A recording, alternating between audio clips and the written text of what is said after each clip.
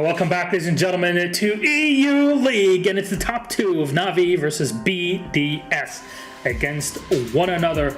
The two teams are number one. Na'Vi has outperformed their previous performance in 2020 season, and BDS continuing on the roll that they were in. Just as you join me on the analyst desk, and what a game to talk about. I'm looking forward to analysing this one, actually. As much as I'd love to cast it and get hype about it, being able to sit here and analyse what two of the best in Europe are going to bring, it's going to be amazing. Yep. You have to say it as well. I mean, we said for how many weeks now since Na'Vi started kicking off from Playday number 1? Oh, we just want to see BDS Na'Vi. We want to see BDS. Who's going to win out of BDS Na'Vi? This was the story. So I'm glad we're finally, weeks later, we're here to see exactly what that outcome will be. That's a perfect timing, right smack dab in the middle of this stage, which is going to give us so much more to talk about in terms of points and how the top four move around over the next few weeks. So let's start talking about our rosters. First up is Na'Vi. Of course, the UK squad here bringing it together. I guess majority UK squad together, and man, they have really been on fire. BLURR and Dope, wow. Yeah, having a field day. Really, the whole team is, to be fair. Even Nathan quietly doing his work in the background. Like, I think overall, this team has been super solid all season, except for the last game. We started to see the cracks starting to show. A little bit brittle, I think, is the way I described them. They kind of look like they had a game plan coming into it, and then Rask and Milan just start treating the whole map like an indoor playground, swinging and leaping onto anyone that's even remotely out of position. And they look tested. We all thought they were going to lose come round 11, and then BLURR decides to have the 3 best rounds of his entire life. An ace from Connector, a 1v2 in round 13, and a final round 1v3. They looked absolutely fantastic, but it shows there are cracks that BDS could exploit. I guess the question is that enough for BDS to go on to exploit, though? Yeah, we'll talk about BDS in just a moment. And since you mentioned Na'Vi and BLURR more specifically, Des, we have a piece, I don't know if people have seen it. It's about BLURR specifically. It's called Aim Ready, where he explains, breaks down one of his clutches or some of his plays that goes, and you can really go into the mind of one of the top pro players right now, not just in the UK, but also in the entirety of Europe. And we have that episode ready for you, so let us know what to think about it. Enjoy. It's Aim Ready with BLURR.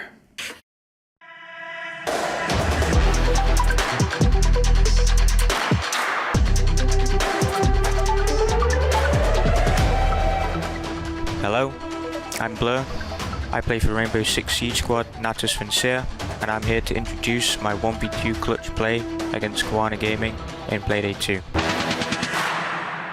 It's in there to avoid nitros coming in from archives, which will be one of the defensive strategies of Kawana, but right now, they might not need that defensive strategy as Gorgona manages to get the kill onto Nathan. Until vertical control is properly gained, it's very difficult to get this diffuser down, he says. Surely he knows. Surely there's someone able to respond to the C4 up through the floor, but no, absolutely not. He gets away with it, and there's a trade elsewhere. In fact, 2 kills fly back the way of Na'Vi, and now it looks like the boys in the defense are sat downstairs and arcing out towards Spiral, asking questions of, we need to be able to bring this back. How do we fight? Kendrew says, we C4 the living hell out of them. Doki goes down. It's into a 1 versus 2. BLURR, a player that we have heaped so much praise on as being the stable member of the team in the last year or so, has got it all to do in a 1 versus 2 against a Kendrew that means business. He tried to push, he missed the shots, now going to push in, he hits the deck, brings down an arc, he gets a triple kill, but Kendrew's going for the defuse. Can he see the angle? Yes, he can! BLURR does it in the 1 versus 2, shuts down his old teammate. So this part of the round, we cleared both Valkyrie camps inside tellers.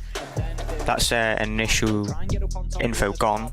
The only info they have remaining now is a pulse, and for pulse to be effective, he has to be on his scanner at all times. And now we lose 1 more man, so we're 3-4 man down. They have man advantage, we need to act fast. It's in my favour as I have top floor control, I have holes above the diffuser, it's also planted for me.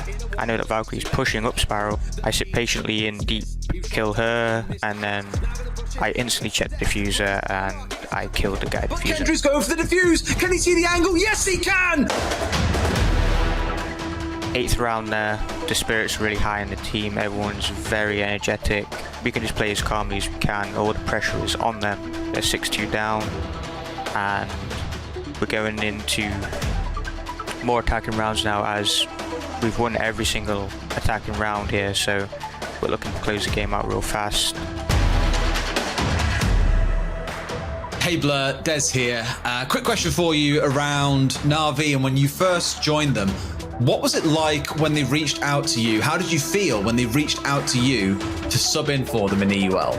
My initial thought was I was pretty surprised because I was in Eminem Gaming and we was playing really good ourselves, to be honest, and up to the build-up of them asking me, I actually didn't hear anything of them wanting to actually pick me up. So for me, finally getting that chance to actually be a player in T1 and play in EVO was the best feeling, because that's where I've always wanted to be in my career, is play in T1 League and be at the top. So it was an amazing feeling to actually be offered a spot in Na'Vi.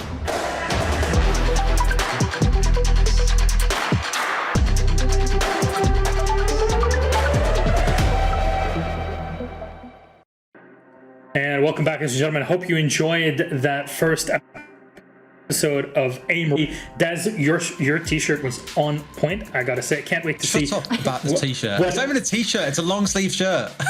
Your long sleeve shirt looked fantastic. I can't wait to see guys, what marine-based clothing you have. We could talk about the play, but you're obsessed with the goddamn shirt. Yes, I'm obsessed with you, Derry. It's completely understandable, okay? See, Jess, she understands. It's getting hot in here, okay? That's it. BLURR, that's... Like, this is like Jess's, this is what I'm going to do all the time. Yeah, exactly. So that was BLURR explaining, breaking down some of his plays with Kovana. That was the very first episode of Aim Ready. And if you want us to talk to other players, you know, different plays that you'd like us to break us down, let us know, because we want to create more content like this for you to enjoy and to get in the minds of these pro players and their plays. Let us know. We can't wait to hear from you in chat and on Twitter. Again, tweet at us, hashtag R6EUL, and give us all your thoughts and the deets on it. But let's continue on with our pregame segment, talking about BDS. Let's bring them up and have a chat about them, won't we, Jess? Because right now, this squad is number 1, and they don't seem to be stopping anytime soon. Oh, I mean, there was, you know, we're speaking about cracks for Na'Vi last week. There were cracks for BDS last year when they were going through the finals, when they went through the majors. They showed severe cracks in their domination inside of EU. They come into the regular season of 2021. I was still convinced they do quite well. A lot of people called them the kings of best of one, so why wouldn't they? And they have not stopped from Playday number 1. They have gained every single point that a team can walk away with, and with Na'Vi, you know, losing in overtime, or essentially not getting the full 3 points because their game went to overtime, now they sit firmly at the top with the most points out of all the standings. That's why they've got a 100% win rate there. Best map being Villa, not very clinical, or rather not very usual for BDS. They don't really have a worst map, even though it says that that's their worst map, that's their worst performing map, even though they usually do well on every single map. I think if there's a single team that is going to put a dent in the side of BDS, it was going to be Na'Vi. After last week, they looked a bit shaky, but I still do truly think Na'Vi will be the top test for them here in this particular stage. If you look at purely numbers, that statement makes complete sense. Though I'm curious to see the head-to-head, the 2 players that you guys picked up here, because there's so many standout players on both of these squads. So let's put them up on the screen once the tweet is down, and it's Shaiko and Doki. Why the comparison here, Des? Please explain to me in a very simple manner for my simple brain. I mean, God, just look at the screen in front of you, right, Milosh? It's unbelievable how highly rated both of these 2 players are. Shaiko has got the best KD differential in the whole competition with plus 23. Doki has the best entry record at 14-2. He's plus 12 after just 4 play days. It's absolutely insane. He also has the most kills overall, currently sat at 50. Alongside Citizen, these 2 are the 2 biggest hitters that we've got in EUL. Today is going to be an absolute slugfest. You're going to see them running into each other, especially when you've got Shaiko playing on something like the Jaeger and Doki's on the Ash. It's going to be absolute chaos, and I can't wait to watch it unfold. Really, there's only a couple of areas that Shaiko does better than Doki in, and one of them is kills per round, and that's really about it. And maybe you could put it down to the fact that Doki is more consistent throughout the rounds and the kills that he's putting on the board, whereas Shaiko might pop off a couple of rounds. Renshiro then picks up after him being the second rated in BDS. I think overall, the fact that Shaiko now has, instead of being the Ashe main all the time, is now taking Ace and still having the same effect is just brilliant. What a storyline for a player that is so infamous. Yeah, everybody talks about it all the time. It's kind of our thing of, you know, for many years we kept talking about Shaiko, but there's way more to BDS than just Shaiko. Let's be very clear about it. Absolutely. And I think especially lately when you look at like Na'Vi, I guess Doki's back to his old fragging self, what we all used to know him to be. Kind of feast or famine, he used to be his sort of vibe, whereas now it's more consistent than not. He is the guy who's going to collect the most of the kills for Na'Vi, whereas like Jess said, there's always this scrap going on BDS as to who's going to top frag, who's really going to pop off. It was Breeday at the start of last year, for example. Now Renshiro's back in the mix. It's chaos. And even LM's getting involved at points too. For him to still be where he is, really impressive. Unbelievable. Honestly, unbelievable. I'm just honestly looking at the stats here and they're just all green. You know, the only one that's yellow? The only one that's yellow is a Lems with his cost because he has no plants, no clutches, and he will rarely ever trade because he's usually the first entry. That's why his cost is in the orange. And he's still doing massive work. So that looks negative, but actually really isn't. Yeah, I mean, keep in mind, the LEMS really keeps BDS together. For those that have not seen it in person, which is most people, Jess and I were there at Invitational in 2020, and we saw it right in front of our eyes, how LEMS is controlling the team. And so you need that sort of person to get the success that BDS has today. Let's see which map we're going to be playing on as our lobby is being filled out and readied. So I'm curious. Maps can have a huge impact when the two teams are so tight right now. Na'Vi will ban out Consulate, will take us to Oregon. Man, the most 50-50 of all, and Na'Vi will start off on attack. Man, okay, Shaiko sitting basement on pillar is something that you usually don't want to fight. Yeah. What do you do? I do think, and I'm actually going to, rather than looking at the wins that BDS have had on this map, that's what I oftentimes do. I'm going to look at the losses. They lost to Penta, a CL team. They lost to Empire, someone who's not performing quite well recently. And they lost to Rogue as well, who that was during domination times for Rogue. So let's push that one off to the side. Clearly there are weaknesses here for BDS, but I don't know. It's who shows up today. Well, to give you a nice fun one on this one, Jess, Na'Vi have never lost Oregon at this level of competition either. The only team that they've had a, air quotes, loss to was actually a tie against Secret. And that was when Secret were outplaying Na'Vi. And then Doki just thought, well, I want to go vault some shields and kill everyone and we'll make this work for us. It ended 6-6, but they beat Rogue, they beat Secret, they beat Vitality here. This is definitely not an uncomfortable map for either team. This is going to be incredible. Nice. It definitely will be. As we said, these are the top two teams in EU League right now. It does not get any better than this. And after the washovers that we've had in game 1 and 2, I'm excited to finally see a close one. Please don't let me jinx this one. Fluke and Hap await us for Na'Vi versus BDS, taking it to Oregon. So please enjoy.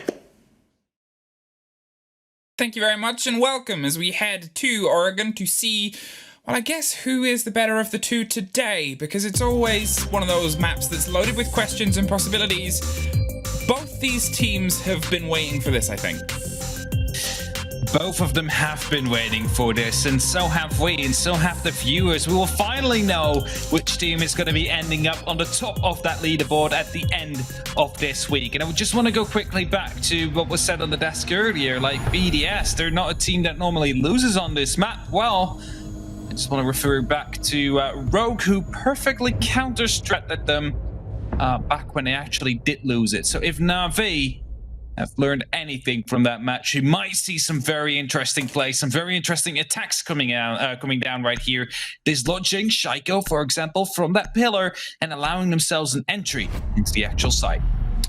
Well, it's definitely going to be, I mean, okay, we're talking a lot about the possibility of this match. Everyone hopes it goes the distance. No one wants this to go as quickly as some of the other games that we've had today, because both these teams have very good performance so far, and you know, you want this game, sure, it's a best of one, and sometimes the arguments are always made in this situation that you're looking at who's better on the day, but you want both of them to be having a day today, right?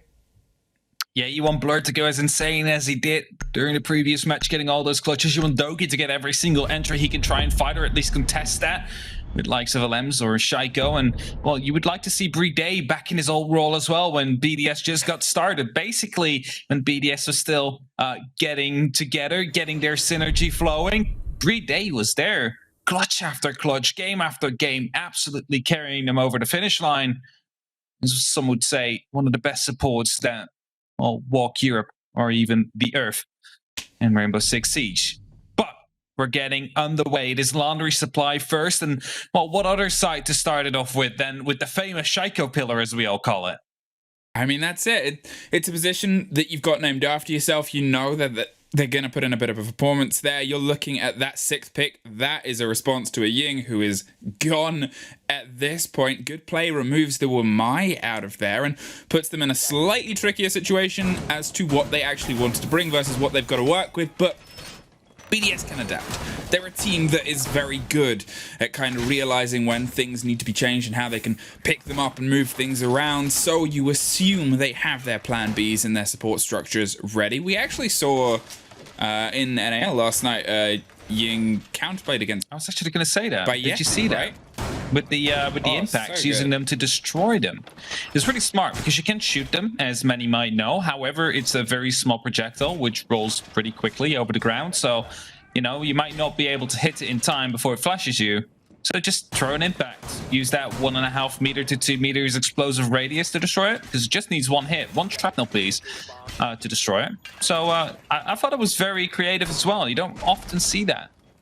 Now, the limitation that not having those Wamai discs is going to be around places like that extension onto elbow. Round blue, it means that you can't quite dig in as heavy and as aggressive as you would like. Sometimes you'll see teams put that shield a little bit further up when they have the safety of ADSs and Wamai discs too, but seems like they're ignoring that just for now. They are doing a quick rotation around to Freezer. Shaiko and Alems look like they want to double up and make sure that they can keep that locked off as Nathan Doki go for the start of the clear. All across this top floor, they're prepping, opening up their angles and making sure they have a bit of a grip on the site itself. But all of the French bodies are for now entirely capitalized and isolated down on that basement hold. You can see Na'Vi really knows how BDS plays these rounds, because look at how quickly they cleared the building and basically started working, getting control onto the actual site. Sometimes there is a roamer present in attic or just in a kid's bedroom, for example. Now that's not going to be the case, as they're already starting to open up hatches literally as soon as the minute passed. And now Shaiko will be out of Freezer, will be back to the back stairs, hiding in Harry Potter, hoping to potentially move towards the pillar after. But it's Doki now coming down. Is he still there, or did he move towards the pillar? I'm not quite sure. No, Rafala's right there. Gets a little bit of a tag.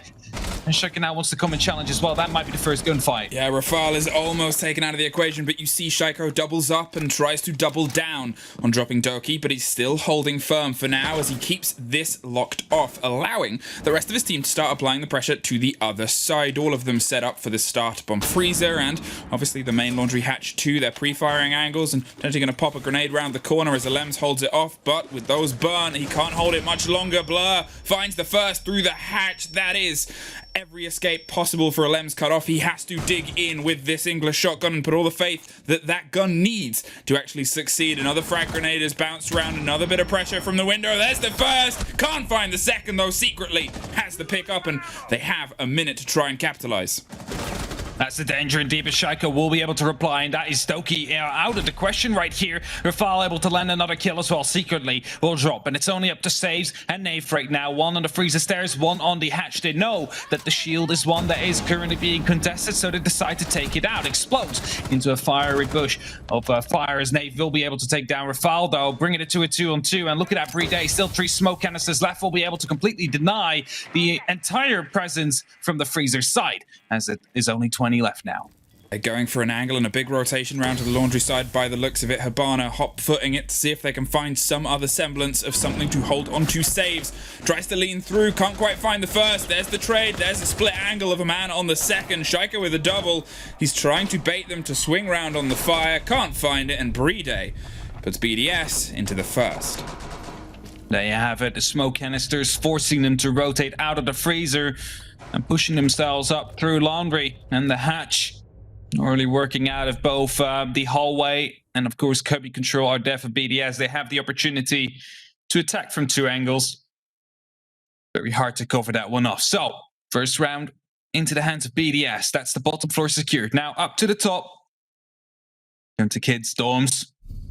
Wondering how Na'Vi will attack that. Potentially we will see an opening coming down from Secretly, especially in Attic. That's often the presence that the Maverick has, as it is, of course, very dangerous to open up into that master bedroom. You have the opportunity to set up yourself a flank drone on the tower. Not so much for that bedroom. Often people may be coming from below, or at least that's the fear. Tossing up a C4, taking you down. So that's often where we will see Nave, for example, going to try and make sure that games will open up so they can attack from 2 sides and maybe even from Trophy as well. Wow, BDS read the defense that they needed to, and it was started by them being able to battle back. Dug in, obviously, LM's finding 1 on the initial swing round, and then you had Rafal backed up on the shield on the corner 2. Even though they lost the opening body, they were able to still keep a handle on where Na'Vi wanted to push themselves through. We saw, too, the battle between Shaiko and Doki highlighted on the desk, and I feel like that's going to be a thread throughout most of these rounds today. And will definitely be, those two will be trying to find each other as they are the spearheads of their attacks and defenses, playing in the crucial positions, hoping to secure these important rounds for either team. Secretly, early entry into the tower together with BLURR. Flying drone is being set up, taking care of the default cam as well, not giving any information away for free to BDS. That means that pressure down onto Attic will soon, there you have it, be established. And Secretly already starts opening it up, using that blowtorch early on. So the pressure is coming down as early as they possibly can. Well, Shaiko's waiting for the approach via that long, treacherous corridor, but it's a Lems that opens things up, finds saves deep underneath. Where was that from? It was, well, Medics is looking for it, and when even Medics is stumped, you know it's a surprise to the opponents because he can't quite see it, and he's got eyes everywhere. But Doki is steadily trying to learn where everybody is inside the classroom, waiting to see if anyone drifts a little bit too close to that walk-in wall to put them out of, well, Na'Vi's misery. They're 1 body behind, though, and look at this, the rotation round, potentially going to impact this and go for something a bit quick. They have the C4 if they want to get right underneath that entrance, but BLURR is going for the rotation round to the top of Armory Stairs instead. You gotta be careful though, the hatch is opened up and I believe that is currently being watched by LM, so Secretly we'll have to try and find out whether or not that hatch is gonna be safe to pass. It doesn't look like he will. Instead, it's gonna be focusing down onto Shaiko, trying to figure out if he can catch him off guard, because if they would be, then suddenly, well, they think at least, Attic will be completely open, but still LM's down there. In the meantime, you also see 3 people of Na'Vi down towards the southern side of the map, with Doki potentially going for the white stairs.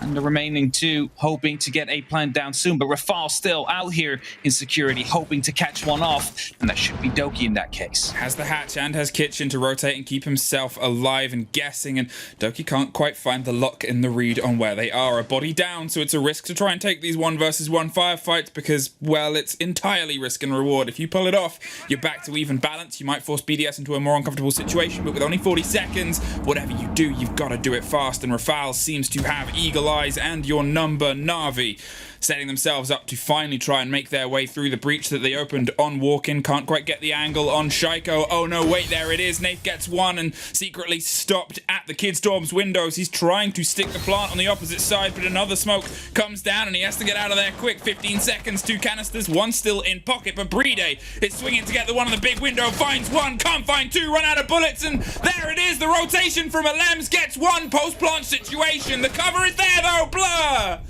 locks it off for Na'Vi. We are 1 apiece. 1 apiece indeed, and it was very patiently played right here from Na'Vi, trying to wait, trying to see if they could force BDS into peeking them, because they were holding the angles, they were holding their positions, hoping to find themselves an entry, and as soon as they managed to do that, as soon as they managed to get the entry, They exploded onto the site. They're trying to get that plant down. They had the man advantage afterwards and decided to go for trades. Well, and then, yes, LMs will be coming up from the back of the white stairs and they'll be able to take down Doki, who didn't really have a big impact in that case. But that doesn't matter because you will know where he's coming from. You're in a 1v2 situation. The 45 seconds are on your side and you just need to hold off one staircase. And that worked out. Of course, we saw it go wrong in especially that staircase, many occasions in Siege, but this time they managed to win the round from there on, and Na'Vi now 1-1 as they are yet again going to have to attack the top floors. BDS is running it back. Gotta run it back sometimes. Sometimes you have to, as Sternap would say. I was waiting for the Sternap pick up there. CL against Secret back then. Clubhouse. How did it go? 1v3, Monty post plant, thrown by a team kill. There it was. And then it was banned the game after because they ran it back. Didn't really work out. No. It still haunts every single Dutch person in existence that is a fan of Siege. But, well, what isn't haunting either the French or the English generally? I know they've picked up a lit, but we've adopted them. Ours is both of these teams' performances so far throughout the season has been great. The regions as well have been able to start showing up in aplomb, and I think it's one of those things where they're both very strong regions. They've had big national scenes for a long time. It's really kind of trial by fire. Huge amounts of talents, huge swathe of talents behind the scenes, inside the game, and obviously in the coach and managerial as well as player positions too. So it's good to try and see them at the top of their game, full pace, full gung-ho ahead. But hey, who is going to be the first head taken off today? Now, the pressure comes over the top yet again. Secretly is going to start burning around with Shaiko still buried in at the back of Attic. They have all of the rotation saves. This time is able to land inside the building, find the top of Armory stairs to try and offer some countenance across the side of Trophy as Doki swings around aggro to see if he can get anyone on the door anyway. Was playing very aggressively on the window earlier on. Right there, Shaiko gets a beautiful shot, takes BLURR out of the equation right here, and that brings it yet again into a man advantage here for BDS. But last round, we saw that it did not per se have to matter because Na'Vi was able to bring it back. Na'Vi was able to bring it to a 4-on-1 situation there in the end. We were able to win the round. Was the same side. Do you see it? Hibana Trick actually coming in, making the wall soft and shoot. Yeah, they have it. Will be able to be destructed by Doki if he actually moves in, or Sophia that is on saves. That allows them to go for a breach there. Doki dropped. Was it through a drone hole by LM's drone hole? One of those deaths as he follows the blood trail away.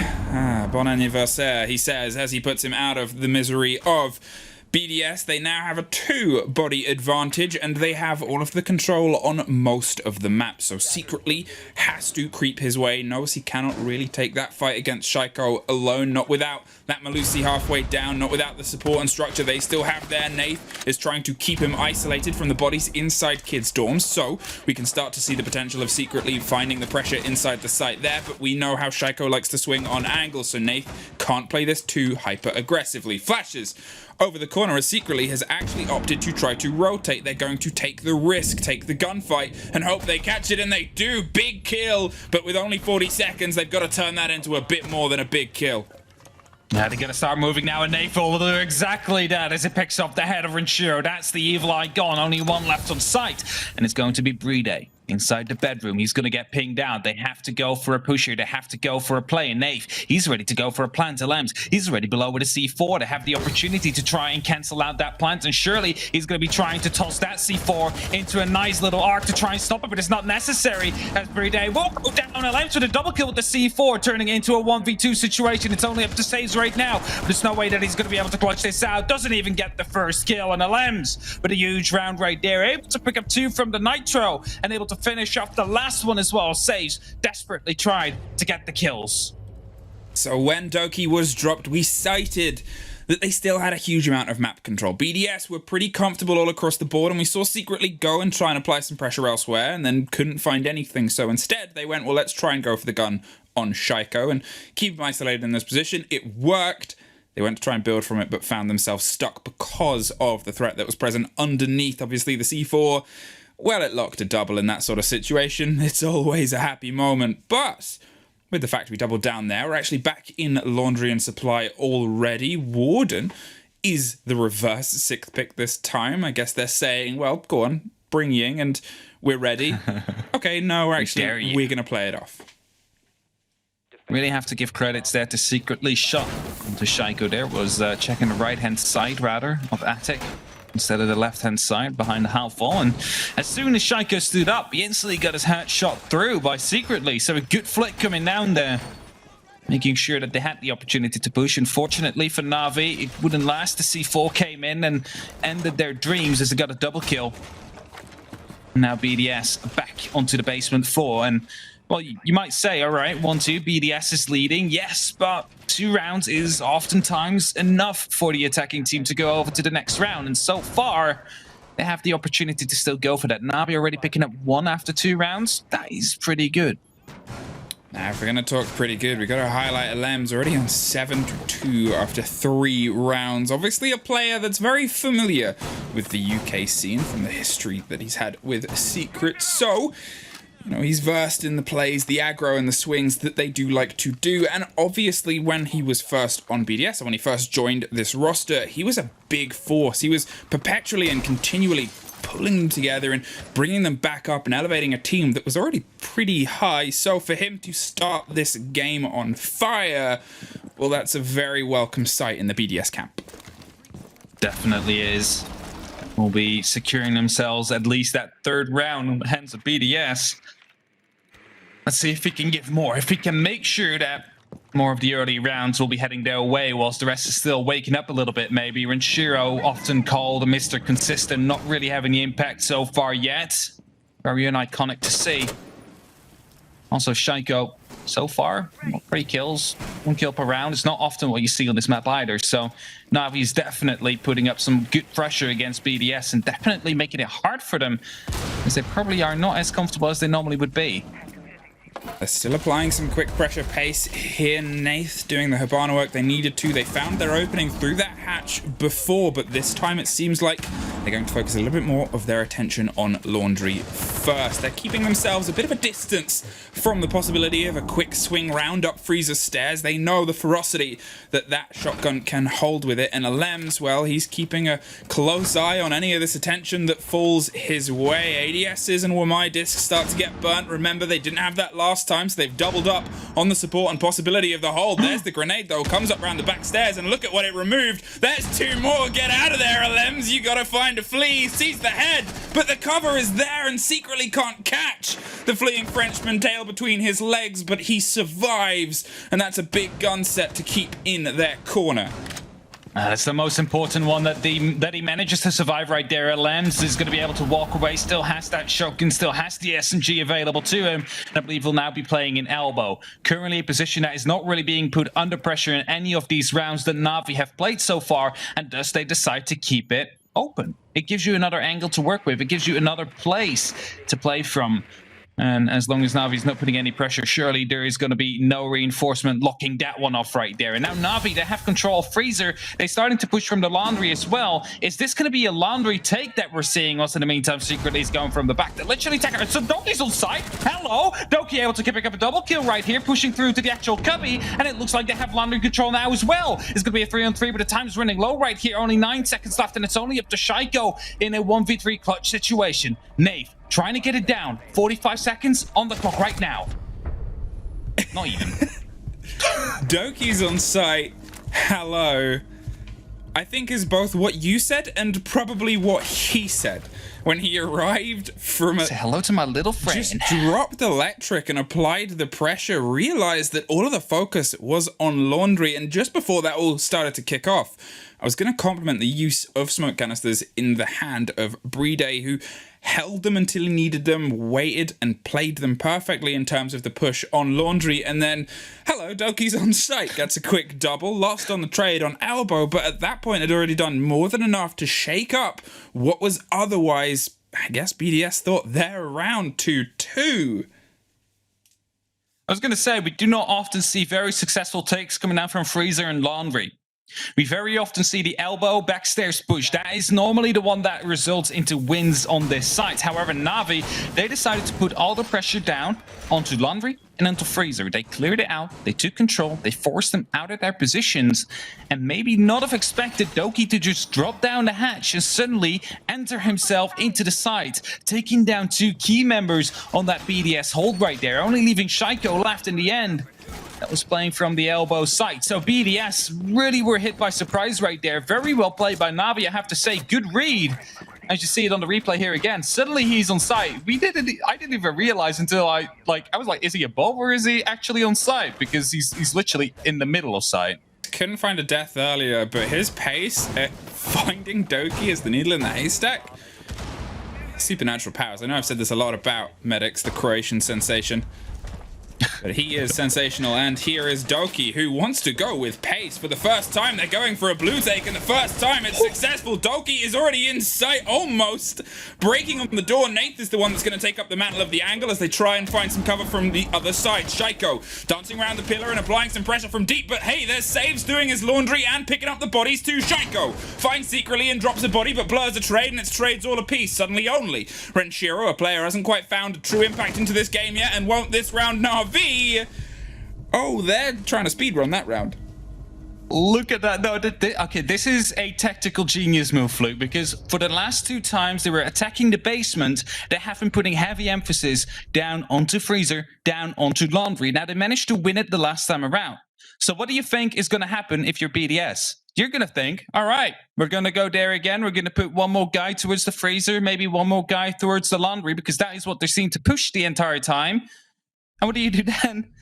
You just rush the side because they have no clue that you were coming in. And if you manage to get the shot down onto Playday instantly, round 1. Really smart play. What's going on, Nath? I mean, I think that's also what BDS was thinking at that moment in time. Oh, honestly. I think it was a very good summary because suddenly they're on the side. And suddenly, Na'Vi actually 3-2 up. Very good so far. Good attacking health, and they have the opportunity to make it 4. And look at that, we're going basement again. I don't think we're going to see another rush, but BDS is definitely going to be spread out now. I think it's a bit of a clever play here to go Laundry. I know you're looking at 2 round losses in a row, but the full expectation from this point from Na'Vi is probably, Dorms potentially, is we're looking at them maybe trying to lock it off on a site that they were most recently successful on. It's been back and forth, sure, but 2 losses in a row on a site, 2 very different manners of approach. It can make things shaky. However, obviously, if Doki hadn't have been able to get away with the drop on Electric, which, however it happened, if that was a story that went the other way, the round itself could have very easily gone the other way. So that's what BDS, I think, that previous round, that was a bit of a wake-up call. It definitely is a wake-up call. Suddenly they're all overside. All alarm bells should be ringing. They should all be wide awake right now about what Na'Vi is looking to do. They're literally making them fall asleep, right? All right, we're doing the same take twice in a row. Okay, well, let's go for a 3rd time, and then suddenly the explosions start happening. Na'Vi is literally on site within the second. Now BDS, of course, have already realized it's not going to be another rush. It's way more calm round as Na'Vi check in for any potential roamers, for any late flanks that could be coming down. Surely soon we'll realize that is not going to be the case, and literally everybody will be down onto the site, which is going to be helping them because that will allow them to set themselves up for their execute again and possibly allow Doki to go explosive yet again on wherever he wants to go. Well, he's putting pressure onto the back stairs and making sure that the tower falls into his favor and allows the support of steadily mavericking through all of the hatches they need to. Secretly does most of the electric hatch and then rotates around to the laundry side too to offer the support from the push from this angle. They're getting pings on shields and places held, but as I said, BDS well, probably much more attuned and awake to the possibility of wherever Na'Vi might be. They're a team that can step up the clarity when they need to, and you know that they most likely will. So Na'Vi, they're testing waters. They're dancing around slight angles and corners, trying to just find that first shoulder they can put bullets into and get a claw into the site itself. As soon as he hits these barbs, 2 angles are going to swing onto him, so he knows he has to play this pitch perfectly. Doki again trying to find a pick right here, hoping to push through. There's only 60 seconds left. He is crucial right now. If he manages to find Shaiko, if he goes wide, that is the opening kill. That is going to be the call sign right here for Na'Vi to try and push in, but it's Renshiro to fight back. It's Renshiro to take down Doki, and thus Na'Vi will have to slow down again. They have to find another pick before they can finally explode onto these sides, and they have 40 seconds to find it. Well, BLURR is waiting for a bit of a misplay here. He's hoping Alems goes a bit too broad and bold and wide, expecting the pressure from Tower. But look at saves on the opposite side, sneaking in. Playday gets saves, BLURR gets Alems, and Nath finds the body balance for their favor. Playday rotates round to apply the pressure onto BLURR, but BLURR is actually hopping a little bit further away. The grenades bounce around the corner. He's not going to swing so intently, but this leaves Rafal under the pressure of 2. He just goes for it and gets dropped for his troubles, but Nath is going to try and stick it with the cover that's no longer there. A triple for Playday now as Nath goes for that kill, but 7 seconds and no way through. 3-3. Mayday, an optimal rotation hole right there, and he tried to run through, but it's not possible. He had to crouch. The moment that happened, he got picked up. You saw the last second switch coming down right there from the cover that was there. Wasn't able to find the guy down into elbow. Because of that, had to be forced off of the plant, forcing them to go back into a gunfight. And, well, that was a 3v2 situation there in favor of Na'Vi, but no information on the guy on elbow whatsoever. They tried to run past. They knew there was a Banshee. Took it out with the grenade, but, well, there was still Playday. Playday managed to clutch the round and gives BDS that 3rd round, which otherwise would have been the 4th for Na'Vi, and that would have been detrimental going into the second half. BLURR potentially believed that nobody was on the elbow site, or thought that the frag grenades might force them a little bit further around the corner. I'm going to compliment the way Playday was playing with those smoke canisters. Just the positioning there as well really brought them back into the round, took up the mantle of a dead man and made sure he could get some pretty vital revenge that just put the pressure back on the bodies inside sight. Was able to then swing back round, drop the man that was the cover on the planter, and led BDS back into the hold of success. But a 3-3 on Oregon, often cited the reason it got picked so much when it was first added to the map pool in its new form was the balance of the map. It didn't really heavily sway one way or another whilst teams were still learning it. True, a 4-2-4 defense or a 3-3 split was something we often saw. We find ourselves with that 3-3 split, which gives a slight advantage, I must say, to Na'Vi due to how the game is naturally favored towards the defense. The time is a 6th man, you can almost say. And you try and play around that resource. Try and make sure that you waste as much time as possible. And Doki exactly doing that in the big tower all the way on T3 is going to be trying to waste as much time as possible. It's hard to challenge that. As soon as he makes himself known, you can almost guarantee BDS is going to be trying to hunt him down with 2 people.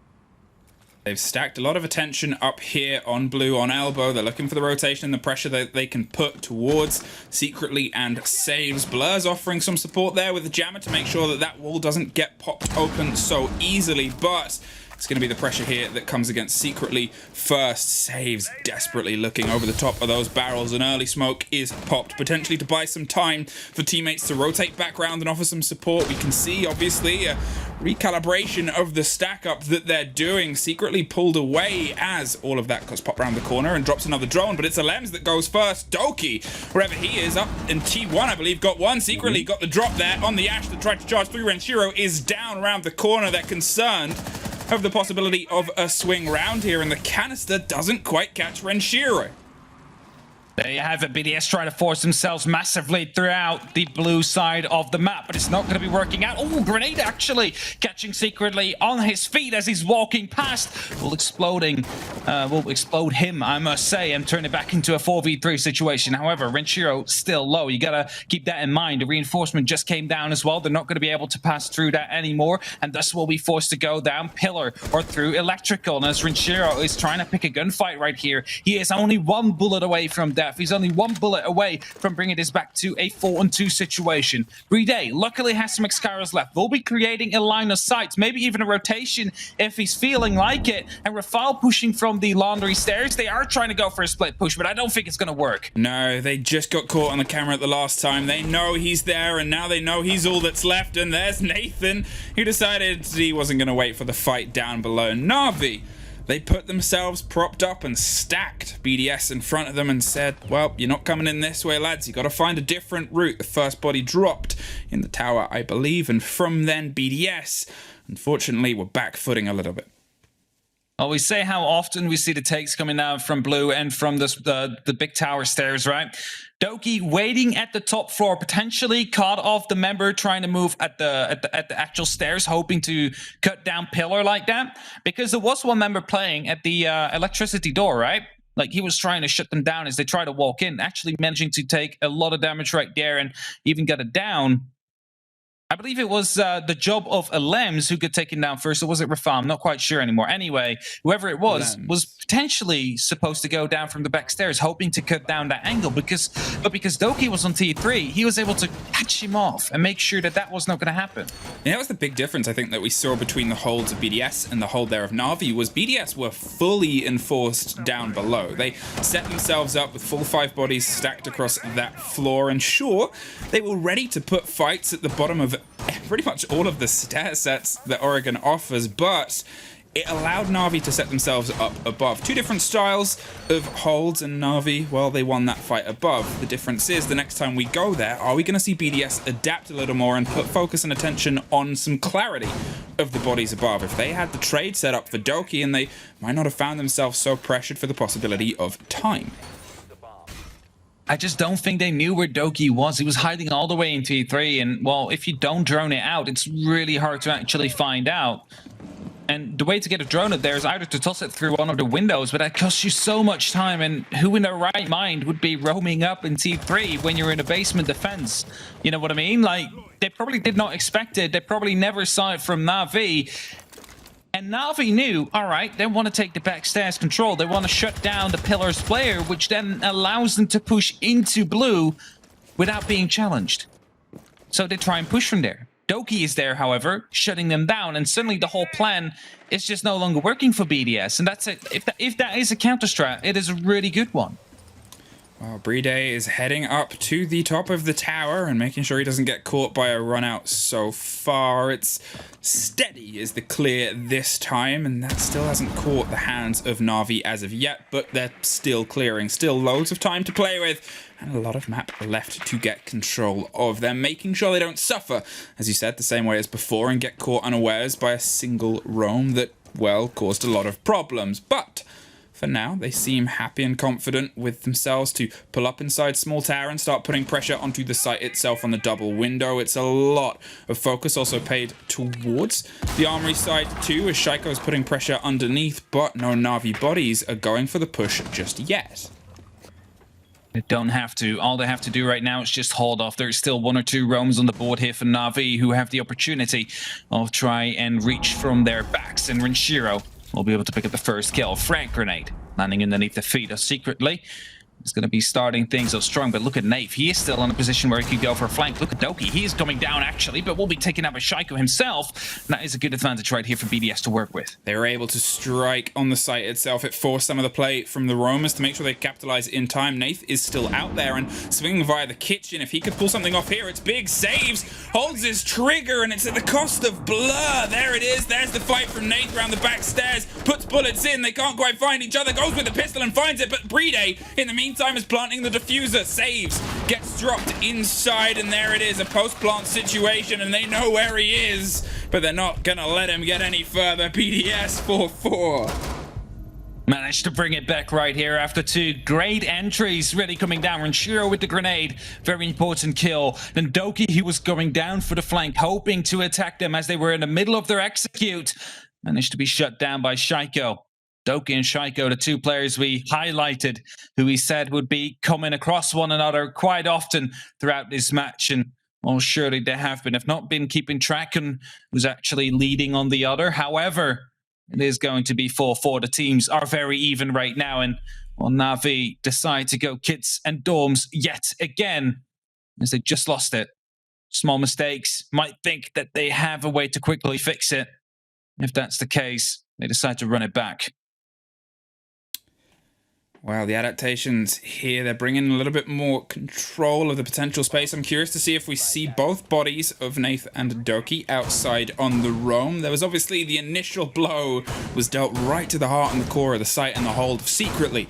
Grenaded from underneath, pitch perfectly timed, unfortunately, for Na'Vi, as he's blown before he could even begin to use those canisters. And you think of the tight angles, you think of the push potential, and you think of how you can kind of long arm, long throw those and hit those very delicate, very tight plant corners that are the two default pretty much places on this site. Yeah, there's no operator you kind of would want to lose that early.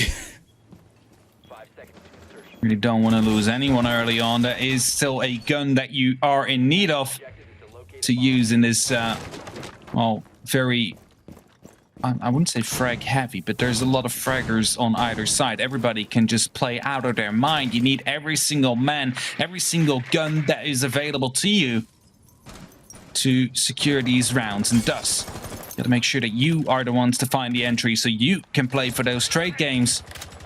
We'll try and give them away, but it's a 50-50 you take in the first gunfight. I think one of the best things about this game so far is everybody feels like they're showing up.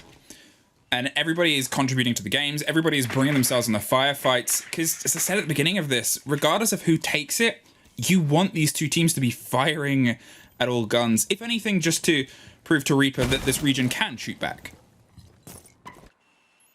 Oh, this region did shoot back. That was an A that couldn't shoot back. It was just about strategy for EU that was lacking, apparently.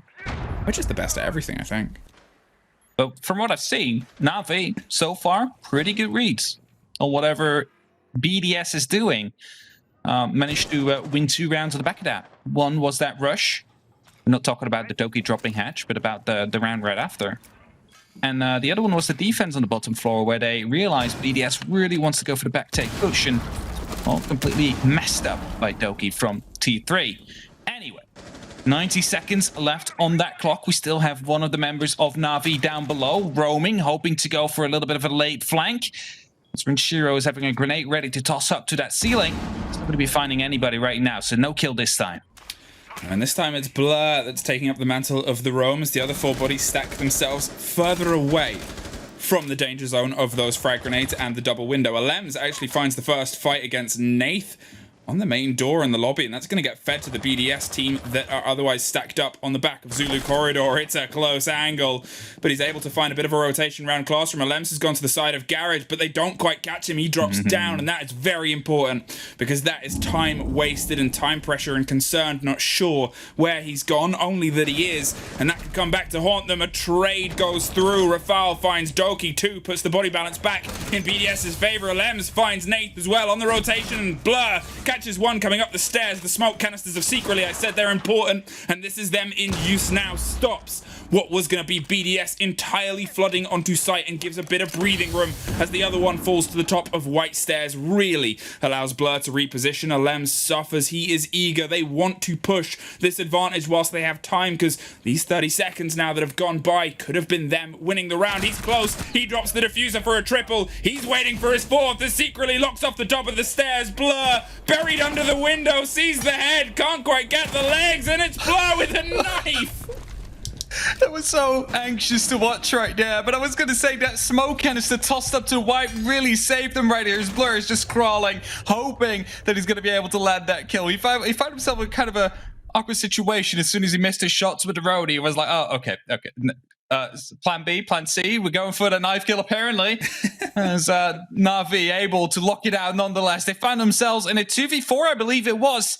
But we're able to lock it out. BLURR with a great kill down onto, I believe it was white to start things off with. Then we had the smoke canister coming in right there from Secretly onto white as well, making sure that all BLURR had to do was focus onto that big window with the P10 Roni.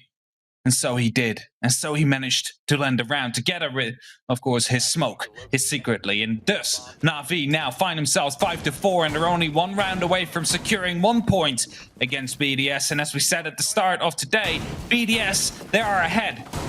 They are ahead, yes indeed, but just by 1 point. So if Na'Vi manage to get an overtime winner, we're either backdrawed up, equal numbers, or if they manage to win normally, there's going to be a 2-point lead for Na'Vi. Nath finds his way back on to the clash as the 6th pick. It was the bait at the very beginning, and they played off of it this time. They're doing the response and the revenge of that. I do love the cross angle there that BLURR set up. It was like, we can do a cross angle, you're in kids, and I'm underneath the window with a knife. I'm a living Frostman. I'm the Frostman. That's basically what he went for. Imagine if they still had the super shorty. That would have been a slaughter. Oh. Just wait until the jump in, just blast him. Mozzie with the super shorty. Them's the days. Oh, the good old days. Unfortunately, no longer. Now he just is the super shorty. For the super shorty. All right, just castle now. That's it. Renshiro applying the pressure as they try and pick something back. I mean, you know, you'd be a fool to think that this is in Na'Vi's hands. It's been back and forth the entire time. In fact, there's only been 2 successful rounds that have been threaded together by one team. It was a Na'Vi on their attack half, and well, it's just otherwise been entirely back and forth. But was that turn in the kind of hopes, was that turn in the play and turn in the rhythm of who is that one step ahead going to be what carries Na'Vi all the way over to the end? Either way, they're seeing if they can be a bit more stoic this time with their hold on that ground floor. But look at the adaptations from BDS, much more spread out. They're putting a lot of attention towards the rest of the map. This is what I said they probably would do. They knew that they suffered from Doki up on the floor above when they entirely focused down, and then they tried to say, well, it's 4 in sight and for us, let's push. They lost that fight too. This time they're not taking that risk. They're making sure that they're cautious about the clear that they need to do, and well, so far, I guess they're all still standing, so that's a better success than last time. New Gemmer's still up there. They need to get rid of that, or a foul will have to come over with, of course, the blowtorch to try and put some pressure down onto the Laundry Hatch. And yes, of course, there you have him. He's going to be trying to take care of that Mew Gemmer. Na'Vi, you see them fall back already. They know that their position is no longer holdable inside of Laundry. Because right now, that Hatch will also breach. Playday, with that diffuser, is looking to decide, okay, where are we going from? Are we going for the back push? Are we going for the B-bomb side? Or are we going for the A-bomb side? Because everything is opened up right now. All that requires is a pick for us to try and snowball off of. And as one of the concussions already being used, Nave not really taking any point of damage, and that's both concussions used, so Nave is really going to be an issue now.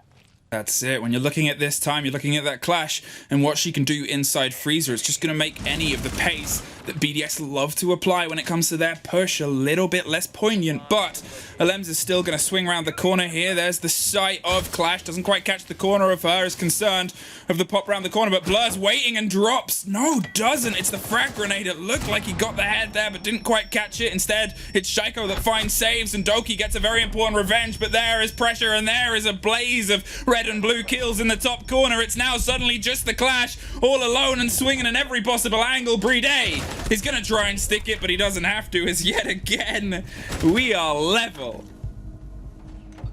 5-5, and I was going to say, Clash is going to be a problem. Didn't really turn out that way, because Shaiko, I believe, pulled the exact same trick as Doki did. Drop down the hatch and go for frags. Yes, he was refragged by Doki in the end, but he already did some damage and allowed the rest of BDS to find themselves an entry as well. And suddenly, the man count tipped into their favor, and we're still up on 5-5. We're still on even ground, and as we are going back to that basement floor yet again, BLURR, look at that, 12 kills so far, really having a good match here for Na'Vi.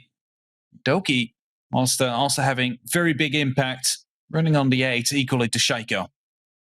I think that's it. As I said it before, it feels like everybody is putting themselves into this game. There's nobody that is, for my money and for how we've watched these two teams over the season so far, having a standout, insane game to kind of highlight them against it. It's not like BLURR from the other day where, sure, you know, Na'Vi put in a good performance. There's no denying that. They took the win in the end. But BLURR put in such a last 4 rounds that it was like that scene from Simpsons where they push the other adorable sheep out the way because you just want to look at those 4 rounds. You just want to look at the ace clutch and then the 2 other clutches. Nobody's having that moment yet in the game. It's just back and forth. It's blow for blow. Everybody's stepping up and stepping in and learning from the rounds, and it's making it a very fun game of Siege. Making a very fun game indeed, a very back and forth game. It's not any of the 7-1s that we've seen so far today. No, this one could be going to the full 15 rounds as far as it's going right now, unless Na'Vi or BDS, whoever it is that reaches the 6 mark first, is going to be able to chain up 2 rounds in a row. Make sure that they are going to be the ones to walk away with 3 points right here, not try and share anything with the opponent. Mind you, Na'Vi, if they take 2 points here, then we find ourselves back with both the top teams on even scoreboard. So we could still have a sprint race to the end, so to say. Well, it seemed like they were dabbling with a bit of a higher roam there, but I think they've quickly read that it's the same push that they just suffered before, not the one that BDS did on their first attack where they entirely dedicated themselves, one on tower and the rest on blue. No, they're going more spread out and they can't play wind to the sails as they did before. Nath is going to hold Freezer Stairs, saves, is making sure tower is under his control, watches a drone go up, tries to get the drop on it, but can't quite make it happen. They'll see the rotations. As you can see, it is being droned fervently by BDS. They know what cost them this before, and they're going to make sure they don't pay that price again. Na'Vi trying to be careful, trying to be patient. They need to find themselves the opening pick. They need to find themselves a hero play. As BDS is trying to set themselves up, they're yet again doing the same thing, opening up the hatches, trying to divide the attention, hoping that they could be going for a surprise play, surprise burst into the side, allowing to pick up 1, 2, maybe even 3 members. And Na'Vi, they are the ones that have to try and stop it. They are the ones that have to try and identify where it's coming from so they can lock it down. But 80 seconds left on the clock. BDS is spreading themselves across the map. They have literally someone above every single hatch. It's Rafale now, the first one to take damage, and Nave follows up right after. Yeah, the drones are still working in overtime. You got to realize there's a lot of time here for them to try and facilitate getting that first kill. It's when we find ourselves sub 30 seconds, they got to start putting the pedal to the metal, and the Lems is making sure that they're aiming for that target finds. The first against Nath here, as BLURR is the one that's stepping up to try and hold the mantle of Freezer, but it's Doki that actually gets the kill from deep, swings round to the laundry entrance to offer some support to BLURR as well, who was obviously caught last time by the grenades that bounced round the corner. Shaiko eyes the possibility of going big, getting electric and dropping there too, to see if he can put the pressure that he applied before, just to allow the rest of BDS to move in his wake. There's the 30-second mark, there's that kill, and there's Shaiko looking for the drop, finds the kill before he even hits it, and now it's a 4 versus 2. BLURR goes for the swing on the kill onto Laundry 2. There's the grenades we talked about as the pressure before. It's Playday that gets dropped by Doki on the opposite side now as he swings aggro. There it is. Doki finds a triple and puts themselves alone against it, but it's a quad for Doki. He is heading out of there upstairs. Rafale has to find the diffuser. He's going to play around electric, waiting for the movement and the momentum, but it's a timeout, and it's a Doki round. Very well played here by Doki, able to pick up 3, then finding the Ash as well and deciding, right, it's time to run. It's time to run away from this mess and make sure that we win the round on the back of time. There's no way that he's going to be able to grab that diffuser from the likes of Elbow and go for a plant. That convinced of the fact that Doki wouldn't be on the side and does a round that looked like it was BDS's with a 4-2 execute in the last 30 seconds. Suddenly turn into, well, Doki killing everybody and running away. Now evening the score right here with BLURR, putting them up to 6 rounds. That's 1 point already for Na'Vi. And they are the ones, the only ones here in this matchup that have the opportunity to go for full 3 points. The first team to take BDS all the way, and the other closest was at Vitality in the opening Playday where it was a 7-5. BDS, they've at least suffered more today than they have on any other day, but as I've said a couple of times in this game, this one I don't think it's over. I think this one is over either. This could just as well end in a very quick push from BDS right now. Quick replay here from Doki, heading that first shot, very important. Alleviating some of the pressure down onto BLURR, allowing him to stall out a little bit longer as well. Then the kill to Shaiko, basically sealing the deal, allowing him to run back up the stairs. It was very dangerous, actually, that he did that, considering the position of Rafale, but I don't think he was watching the staircase in that moment in time, giving Doki the availability to run up there. No, they were full focused on where BLURR was, and luckily BLURR was able to survive for as long as he was. He dug it in on that corner, and he made it a problem to get him killed. They had to rotate a little bit deeper than they otherwise would have. Obviously, usually you'll see teams apply the flat pressure all the way down long corridor, but where BLURR was, slightly further around, slightly able to survive, and pulled them slightly out of position for Doki to strike big. But as we said, 6-5. It's not over yet. BDS, they've stepped up plenty of times before saves. Under a bit of pressure, in T2 is droned out, and there's another drone, and no, I'm just not going to play that game. As he rotates slightly further down, he's going to hold himself just shy of basement, and dancing around the possibility of pressure across meeting and T1 if he needs to apply it. But BDS, they're not in a rush. Playing a game of how many drones can I bait to try and chase me down as he stays active near the tower. Now we'll fall back towards pillars, hopefully make his way over to Freezer as he is being hunted down right now. It seems like they are aware of the fact that he is all the way downstairs, but the Lambs, instead of hunting him because it might cost a lot of time, decides to put down a Claymore. It is a time solution. They are in need of time. They cannot use two people now to try and hunt down saves and potentially lose people, so they're hoping to cover him off with that Claymore, at least slow him down, as the rest of BDS hoping to knock down the top defenses. As Nave taking a lot of damage right here, but he has a vertical to play with. That could be coming in very crucial here for Na'Vi. Yeah, he's dug in and applying that pressure up above him as Alems starts trying to clear along Zulu. A C4 is wasted and blown, doesn't quite catch anybody else, but BLURR is waiting for this confrontation, doesn't quite catch it though. They're both well aware of where each other are, and nobody puts the full scare on the other. Saves in the meantime, is able to rotate his way back up the stairs and quickly goes back down. No, caught by Rafal on that Overwatch, but he might not know that he's fully down. Now he does. He saw the glimmer on the hope and waited for the reload. There's Shaiko above. Doki gets dropped too, and now 50 seconds, all eyes down on the site itself. BLURR is getting aggro. He's looking towards the opening hatch, towards the meeting. He's swinging round, and he doesn't. He does. He thought he missed him for a second, but it's over there. BLURR dropped by Alems on the back of Zulu. Nath is rotated back underneath. 30 seconds, secretly the last man on the site itself. Now he's taking down the Claymore, has the opportunity to go for a great flank here as the plant now going down. Surely the call should be coming out. Secretly he's trying to hunt down one of these members, spots out one in the showers, but it's not going to be able to hit him.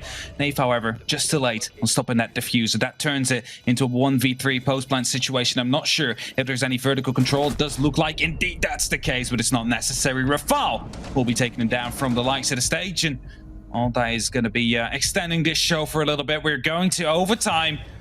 We're going to try and find out who's going to be the team that takes away the win right here. CLM's trying to hype up the team right there, banging the table, starting to talk. You see how vocal he is.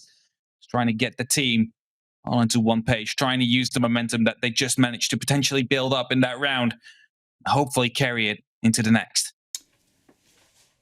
Well, I would say, would it matter who starts on attack and defense? But for prosperity's sake, it is Na'Vi.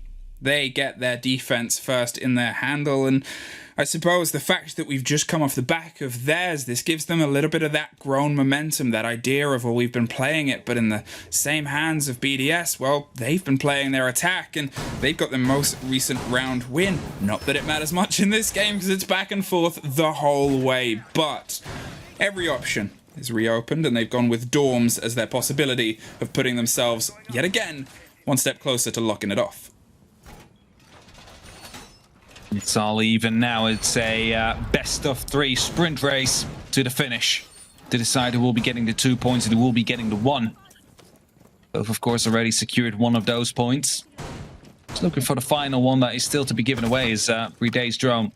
It's spotted there by Doki, who's potentially looking to go all the way up to T3 again. I wouldn't be surprised if he's just hiding up there again. That's it, though. Not yet. Oh, looking for some hyper aggression here, hoping someone's there. Nobody. They've entirely gone on the opposite side, going for a pretty flat clear here, the same way that they've played this a bit before, where they steadily lock down the small tower to make sure that their pressure on double window isn't superseded by somebody shooting them in the back of the head. The rotation possibility of white stairs has been a constant for them too. They know where they want to get control first, and they've been pretty consistent in how they've applied it, but As we remember last time, it was close to the wire. It came down, as I said, to secretly Smokes being able to buy enough time for BLURR to get that rotation and put themselves in a place to capitalize upon the final 3 bodies. If he gets dropped off first again, as he was the first time we were here, well, that could spell success for BDS. Could spell success indeed. Na'Vi, they won this on the back of a clutch. They are not looking to do that again. They have to be the ones that have the initiative in this round. They have to be the ones that get the entries, because otherwise BDS, they're not going to be making the same mistake twice. Did see that when they were on their defense themselves. And as Rafal now using the Gemini replicator, he's trying to drone out, trying to get some information. Does not come very far as BLURR takes it out, right, as it enters the big window. And Doki almost lost his head right there from the close angle, but he's not afraid of peeking it anyway.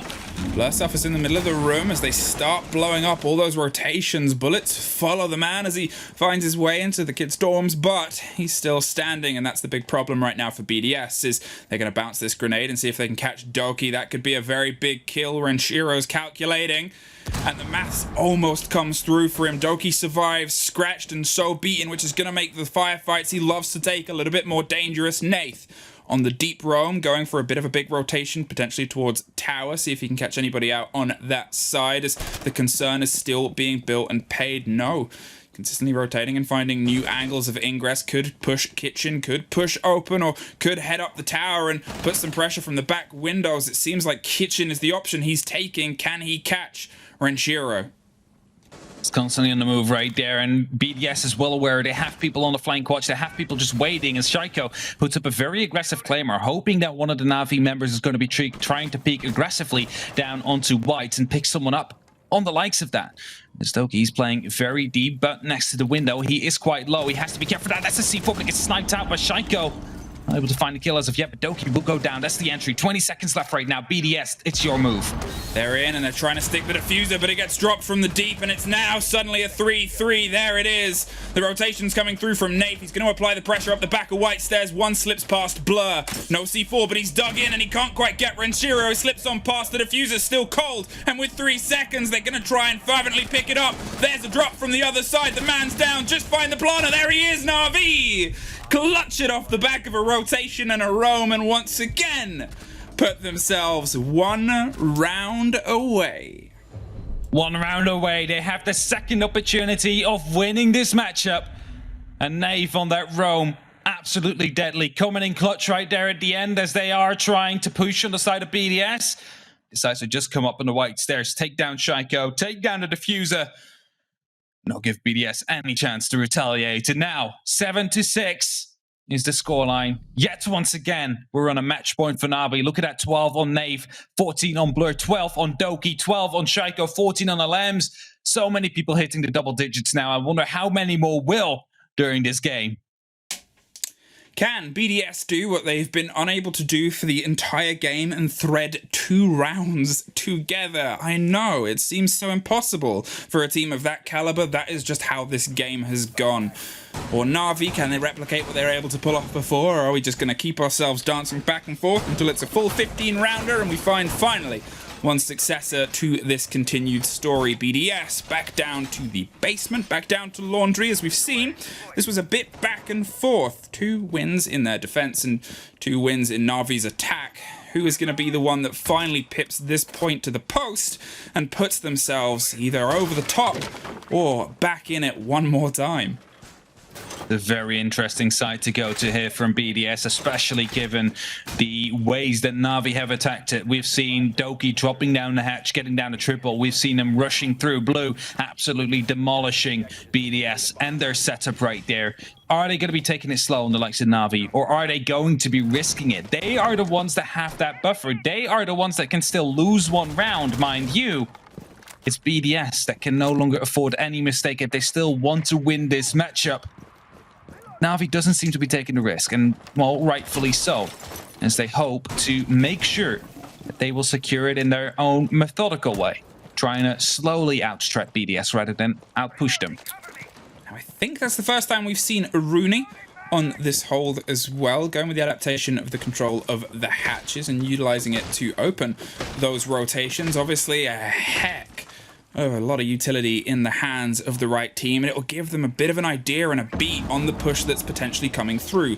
Secretly is opening up the laundry hatch as they did before. We had a bit of an explosion before, and as Saves keeps the cover to make sure nobody gets a little bit too eager, he returns to open up that soft and make sure that they can apply the pressure they need to. Doki is alone on the backside, but Nath can go off for some support once he's done droning out Freezer as he's just opening his own rotations. It's concern across all faces of the hold here as they look like, once again, they're going back for that blue laundry take. Na'Vi want this so much. They want to be in charge of EUL. They want to be the leading team, and they have the opportunity to secure that. If they manage to get the win here, if they manage to get this round, they are the ones leading. They will be, after a season long of being stuck in 5th place, in that 1st place finally, and grenades are being tossed in, but they're not finding anybody yet. There's 75 seconds left on that clock. It seems like the blue freezer take rather is being set up here for Na'Vi. I made that mistake before. Everything's colored blue, but this is a freezer take and a laundry take, as I meant to say. And well, that is where all the attention is being focused, trying to clean house inside as well as the clothes. But Renshiro pulls back and keeps himself ice cold between the border of freezer and long so far.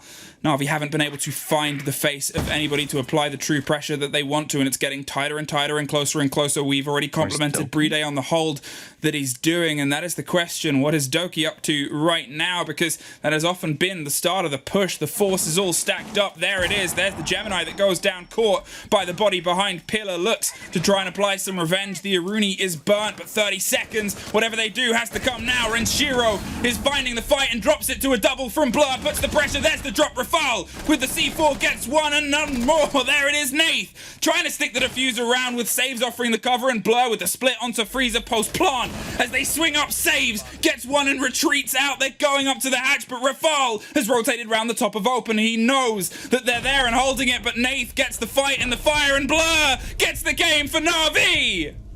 Look at them right there. They're absolutely screaming it out. Beautiful execution coming down. BLURR getting the opening. BLURR getting then the second opening. Yes, of course, they do strike back on the likes of BDS. They do take down your complete backline near the blue take, near the backstairs take, but it doesn't matter because the diffuser was already going down in that point. And as soon as you get it down on the exact same spot where they did get it down, you have the hatch to use for that vertical play. Na'Vi are your leaders in EUL right here. They did manage to beat BDS, who looks so unbeatable throughout this entire stage so far, and Na'Vi are the ones to take the lead. In full fairness, any game between these two that didn't hit OT, well, I think we would have felt like we didn't get our money's worth, but today we definitely got the entry fee for what was a Na'Vi BDS top of the board showdown. But let's hear what those eggheads on the desk have to say as they break it down for us. So much M and Happen. Yes, we are back, and my